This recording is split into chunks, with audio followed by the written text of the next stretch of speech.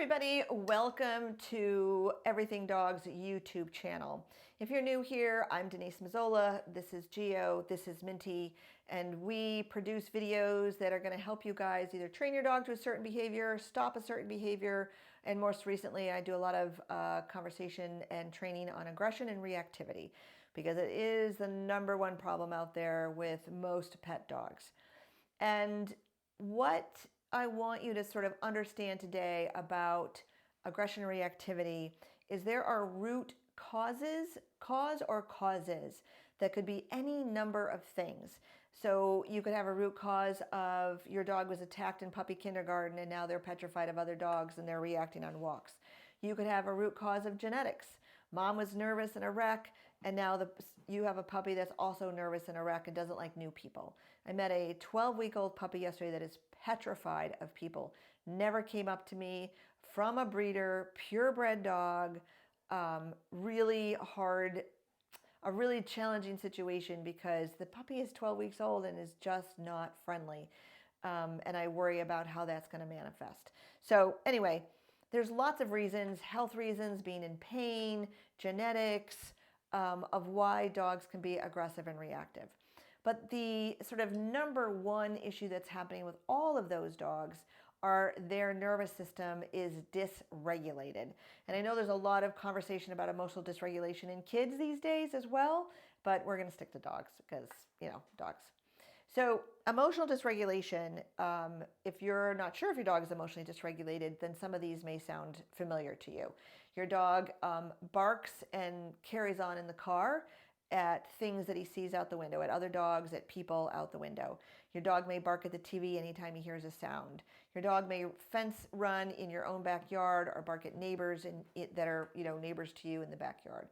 Your dog may bark out the windows at joggers, bikers, other dogs out the window. Your dog may have supersonic hearing, meaning you don't hear anything, but the dog is going nuts in the house. And lastly, your dog may be reactive and aggressive on leash, meaning that you try to go for a walk, but they're barking and lunging at people and or dogs or both, okay? Those would all indicate that your dog has emotional dysregulation. The flip side of that, just for some of you, if your dog is like super goober social and you can't have family or friends over, but your dog is like jumping on them and scratching them because they're so excited, there's also emotional dysregulation happening there. Frankly, the treatment that I do would be the same, but we're just not dealing with aggression or reactivity. So all of that is emotional dysregulation, okay? So I want you to think of your dog's nervous system and emotional dysregulation like a pie crust, okay? So this pie crust is not completely black, but it's burned, right? And if you're going to try to put a quiche or some yummy pie on top of burned pie crust, the whole thing is going to taste like burned pie crust. I don't care how carefully you source those ingredients. I don't care how carefully you spice those ingredients or put yummy things in there. If the foundation of your pie is burned, then every piece is going to taste burned, and it doesn't matter. And I want you to kind of keep this visual in mind, because if your dog is emotionally dysregulated, it almost doesn't matter what kind of training you're doing, whether you're trying to have the dog sit and look at you, whether you're trying to get distance, whether you're doing some sort of a collar situation, a prong collar or a shock collar or whatever it is. If your dog is emotionally dysregulated, their pie crust is burned. And any kind of training you try to put on top of a nervous system that is overwhelmed and short-circuiting is going to be less effective, if effective at all, which is why many people are super frustrated and confused, and they've tried 3 or 4 or 5 trainers.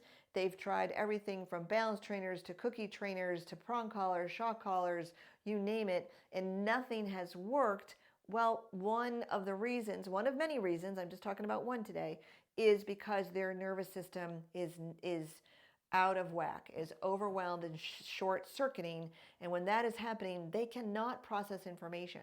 So if you think about a time where you might have been overwhelmed or petrified, I know that Here's an example. So if you're on a plane, you're on an airplane, you have a lovely conversation, I'm sitting next to you, and all of a sudden the plane's nose dives and the oxygen masks come on, and you're like bracing yourself for impact, and I'm still talking to you. Now I'm trying to hand you $100 bills. You're like, are you nuts, lady? Shut up. We're going to die, right? Because you're trying to get the oxygen mask and you're bracing for impact, and here I am throwing $100 bills. That's kind of what it's like when you're trying to get treats in your dog's mouth and they're freaking out because the plane's about to crash. But they're freaking out because there's a dog or there's a person or there's a kid or there's a bike or whatever it is, right? So we've got to calm down their nervous system. We've got to not have a burned pie crust in order to get whatever training method you're going to try to work. So if your dog's nervous system is overwhelmed and short-circuiting, I want you to keep this visual of a burned pie crust. And it doesn't matter what you put in here, it's all going to taste like caca. And it's the same thing. I don't care what training method you're trying. If you haven't calmed your dog's nervous system, it's not going to be as effective as it could be.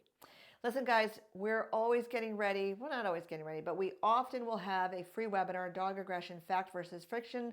Come and learn why everything you've been told is not working.